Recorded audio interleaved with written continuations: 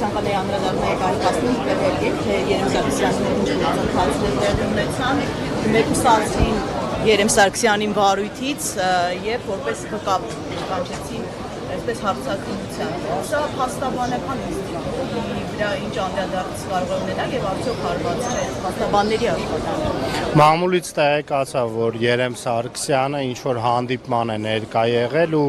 այդ հիմքով իրեն հեռացրել են վարույթից բայց ուզում եմ հստակ արձանագրենք որ Երեմ Սարգսյանը նախքան հեռացումը 1 օր նախորդիվ արդեն իսկ առերես հարցաքննությանը բավականին երկար ժամանակով մասնակցել է ու հաջորդ օրը հանկարծ պարզվել է որ մասնակցության անհնարինություն կա ու պետք է հեռացնել Երեմ Սարգսյանը ու առհասարակ ցանկացած փաստաբան ներկա լինելով հանդիպման տիրապետում է որոշակի փաստաբանական գաղտնիքի ու բնականաբար ինքը չունի պարտավորվածություն այդ գաղտնիքը բարձրաձայնելու սա եւս մեկ ակնհայտ ապօրինի վարքագիծ է իրավապահ մարմինների կողմից փաստաբանի հեռացումը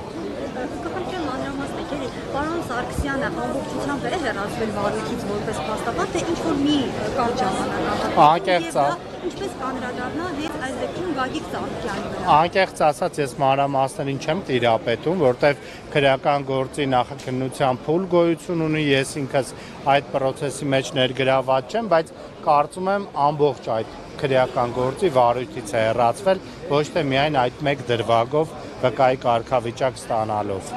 Հասկանում սրանով ինչ ազդակ է խփում առհասարակ փաստաբանական համայնքի դուք արդյոք մտահոգություններ չունեք։ Միանշանակ ունեմ, սա նշանակում է, որ ցանկացած գործով, որով դու որպես ներկայացուցիչ փաստաբան մասնակցում ես վստահորդիդ հետ կապված որոշակի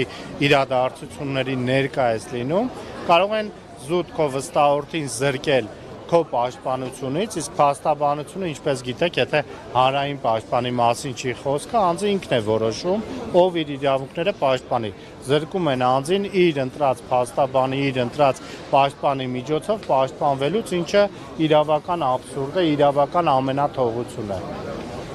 Եվ այս բազմաթիվ աշխատակիցներ 10,000-ից ավելի առանց աշխատանքի մնացել, սա ընդհանրապես այս գործընթացը կարող է ազդեցություն ունենալ ներդրումային միջավայրի վրա, որտեղ այդտեղ արդեն խոսքեր են սեփականության իրավունքի եւ սեփականությունը պաշտպանելու մասին։ Ապօրինի գույքի բռնագանձման պահանջով ես հանդիսանում եմ նաև պարոն Ծառուկյանի փաստաբանը ու այդ մասով առավել տեղեկացված եմ, քան քրեական գործով, որով հարցեր ուղղեցիք, այս գործով աննախադեպ process է տեղի ունենում։ Ես որքան որ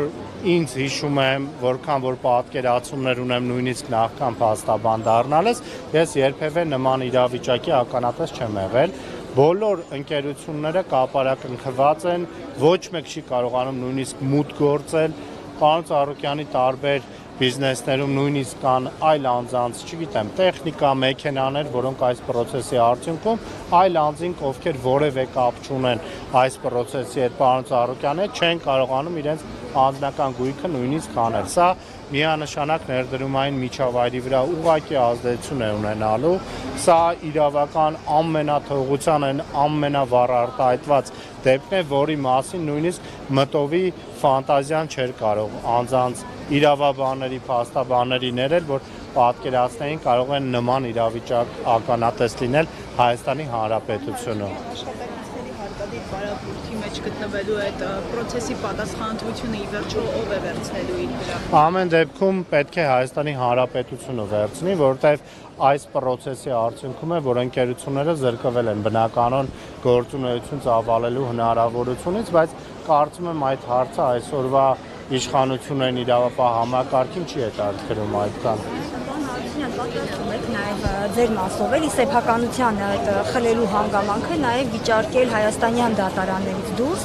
եւ այս երևույթը ընդհանրապես քանի որ սա առաջին երևույթը չի մենք հեծը ունենք նախօրինակ ինչ հետևանք կունենա Հայաստանի միջազգային վարկանիշին իրավունքի տեսակետից Քանի որ ես ուժեղ Հայաստան դաշինքով ընտրվել եմ պատգամավոր օգոստոսի 2-ից դադարեցնելու եմ իմ փաստաբանական գործունեությունը, բայց վստահ եմ, որ թմում ներգրաված մյուս փաստաբանները միանշանակ յուրաքանչյուր օրենքով չարգելված եղանակներով եւ Հայաստանում եւ Հայաստանից դուրս այս խախտված իրավունքները պետք է պաշտպանեն։ Հակառակ դեպքում դա կդիտարկվի այս պրոցեսի, ապուրինի պրոցեսի օրինականության շղարշի հաղորդում ու դա ինքնին նաև օրինակ կդառնա մնացած բոլոր անձանց, ովքեր որևէ ձև իրենց անհամաձայնությունը, իրենց հակա